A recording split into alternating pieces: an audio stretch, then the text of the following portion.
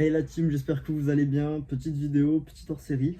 Aujourd'hui, on va pas parler de formation de pilote, on va pas parler d'ATPL. Je vais vous raconter une histoire que beaucoup ne connaissent pas et que beaucoup connaissent et qui reste malheureusement assez méconnue et qui pourrait justement aider certains à comprendre en fait et à débunker un peu tous les préjugés qu'on a autour de la formation de pilote de ligne. Alors aujourd'hui, je vais vous raconter l'histoire qui lie Iron Maiden à l'aviation. Alors Iron Maiden, c'est un groupe de la New Wave of British Heavy Metal formé en 1975 par le bassiste Steve Harris et il sera rejoint par le personnage principal de notre intrigue, un certain Paul Bruce Dickinson, né le 7 août 1958. Alors Maiden, pour faire court, pour vous les présenter, c'est pas très compliqué, c'est l'un, voire le plus grand groupe de métal de tous les temps et du monde à l'heure actuelle. Voilà. Je vous mets quelques photos de scène et vous allez comprendre pourquoi. C'est donc en 2008 que tout va commencer pour le groupe avec l'annonce du Somewhere Back in Time World Tour. Au cours de cette tournée mondiale, ils vont se faire affréter un Boeing 757 qui sera rebaptisé Air Force One en l'hommage à la mascotte et dont le call sign sera Flight 666. Voici l'avion. Donc concrètement, le Boeing 757, ça donne 57 tonnes, 47 mètres de long, 38 mètres d'envergure, 13 mètres au garrot. C'est une belle bête. Mais la particularité qui permet au groupe de se faire apprêter un tel appareil, c'est que, roulement de tambour, le chanteur, en parallèle de sa carrière, est commandant de bord sur ce type d'appareil. Et oui, Bruce Dickinson obtient ses certificats en 1991 et cumule à l'heure actuelle pas moins de 7500 heures de vol.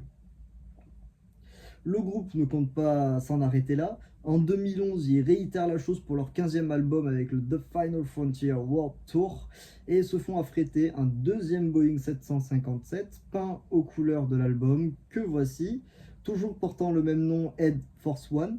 Donc ces deux Boeing 757 sont modifiés.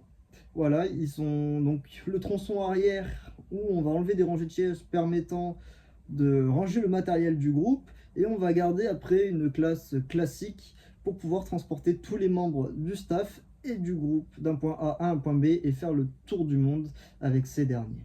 C'est en 2016 que notre histoire atteint son apogée avec l'annonce du The Book of Souls World Tour en l'honneur du 16e album du groupe. Tour au cours duquel ils vont se faire affréter un avion légendaire, un monument mythique ayant révolutionné le marché de l'aérien ainsi que l'industrie aérienne. J'ai nommé un certain Boeing 747, The Queen of the Sky ou encore le Jumbo Jet. Donc l'avion est loué à la société Air Atlanta Icelandic. C'est un 747-400 ayant principalement servi chez Air France. Sur le papier, ça donne 71 mètres de long, 64 mètres d'envergure, 178 tonnes à vide, 416 tonnes en masse max.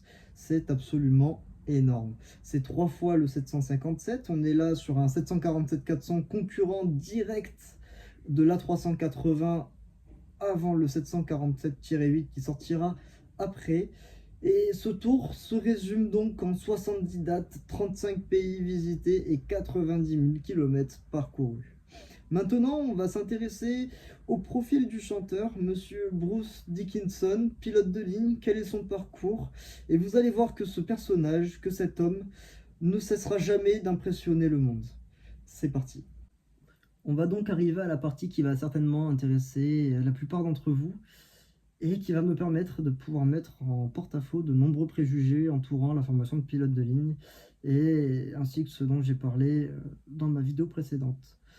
On va donc s'intéresser au profil de ce monsieur, Bruce Dickinson, né le 7 août 1958. Et sans plus attendre, je vous lis un extrait d'une de ses interviews. L'aviation s'occupe de ma famille depuis aussi longtemps que je me souvienne.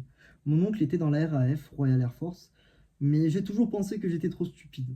J'étais nul en maths et je me suis spécialisé en histoire à l'université. Donc je pensais que les majors en histoire ne devenaient pas des pilotes, mais encore moins des rockstars. Et puis notre batteur a appris à voler, alors j'ai dit, si un batteur peut apprendre à voler, n'importe qui le peut. Donc là, Bruce Dickinson, en quelques phrases, vient mettre en porte-à-faux tous les préjugés qu'on peut rencontrer avant de se lancer dans cette formation. Il le dit, il se trouvait trop stupide, nul en maths, et il s'orientait vers l'histoire. Et pourtant, à l'heure actuelle, ce monsieur cumule plus de 7000 heures de vol et à 3 reprises fait le tour du monde avec son groupe à bord d'avions mythiques tels que le 747. Vous pouvez voir, je vous ai rajouté quelques éléments de décor pour la fin de cette vidéo. Non, plus sérieusement, c'est vraiment en tant que fan et passionné d'aéronautique que je tenais à vous la faire et mettre en porte-à-faux ces nombreux préjugés qu'on peut retrouver autour de la formation de pilote de ligne à travers le parcours de Bruce Dickinson, le chanteur d'Iron Maiden. Pour ceux qui s'y intéresseraient, voudraient en apprendre davantage, bah, allez lire son autobiographie, prenez-la en anglais pour le travailler. What does this button do? May contain flying heavy metal. Pour ceux qui n'aiment pas lire, il a aussi fait un documentaire qui s'appelle Flying with Heavy Metal, qui retrace toute l'histoire de l'aviation, en passant donc par le Comet, le Concorde, le 747 forcément, le 787 ainsi que l'A380. J'espère que cette vidéo vous aura plu. Je vous laisse un petit extrait du réel qui m'a inspiré pour la faire. Et sur ce, je vous dis à la prochaine. Ciao.